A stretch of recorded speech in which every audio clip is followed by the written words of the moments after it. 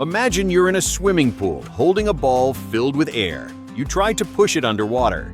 The moment you push it down, it fights back. The deeper you try to force it, the more it wants to shoot back to the surface. Now imagine something much larger, a submarine, a giant steel vessel filled with air, people, and equipment. By instinct, it feels like something that should not sink easily at all. And yet, submarines can do exactly that. They can leave the surface, dive hundreds of meters into the ocean, hover in the deep, and rise again when the crew decides to. So, what is the secret here? How does a machine this massive stay so incredibly agile in the ocean? Today, let's find out how submarines really work, right here on the Daily Why.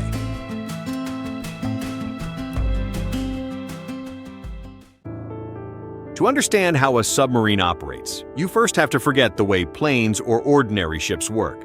Engineers are not only thinking about engine power, they are thinking about the manipulation of weight. A submarine is built with two hulls, and between them are large empty spaces known as ballast tanks.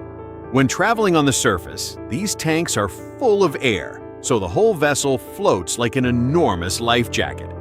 But when it needs to dive, the crew opens valves and allows seawater to rush in. In that moment, the vessel changes from a floating shell into something much heavier and much denser. It doesn't have to fight its way downward with engines. It simply lets gravity pull it below the surface. Forget the movie version where helmsmen struggle to aim the nose toward the deep. A submarine dives by, subtly adjusting the balance between weight and buoyancy. If the engines were cut while it was properly balanced underwater, the submarine would not automatically sink or shoot back upward. It stays there, hovering like a ghost in the deep. But gravity is only half the story. Once the sub settles into the abyss, it faces a far more brutal adversary: water pressure. At hundreds of meters below the surface, the ocean is no longer gentle. It is a relentless force. Imagine the weight of a fully loaded semi-truck concentrated on a spot no larger than a postage stamp. That is the reality every inch of a submarine faces every second it is submerged. To survive this, submarines are built with rounded, cylinder-like pressure hulls to spread that force evenly. But that strength comes with a major trade-off. Submarines cannot have windows. A tiny weakness, or even a single pane of glass, would become a fatal opening where seawater would burst through at the speed of a bullet. This is why a submarine is a blind fortress. Instead of looking through windows, it uses active sonar, sending out high-intensity acoustic pulses and reading the echoes that return. The glowing portholes you see in movies are a complete deception. In the crushing silence of the deep, they don't see with eyes. They see with ears. The true endurance of a modern submarine comes from its nuclear reactor. This energy allows the ship to do something almost unbelievable: produce breathable air from the ocean itself. By using high-voltage electricity to process seawater, the system generates a continuous supply of oxygen. This means a submarine can remain hidden for months without ever coming up for air. However, this billion-dollar machine is still limited by something surprisingly ordinary: food.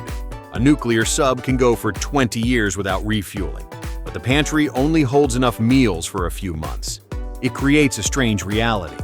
The operational limit of this machine isn't that it runs out of breath like a whale, but simply that the people inside eventually get hungry. In the end, the human crew is the only reason the machine has to surrender to the surface. The true endurance of a modern submarine comes from its nuclear reactor. This energy allows the ship to do something almost unbelievable: produce breathable air from the ocean itself. By using high-voltage electricity to process seawater, the system generates a continuous supply of oxygen. This means a submarine can remain hidden for months without ever coming up for air. The next time you see a submarine, don't think of it as just a block of steel. Think of it as one of humanity's most extreme lessons in survival engineering. If this gave you a new perspective, leave a like and subscribe to The Daily Why for more stories about the hidden science behind the world we see.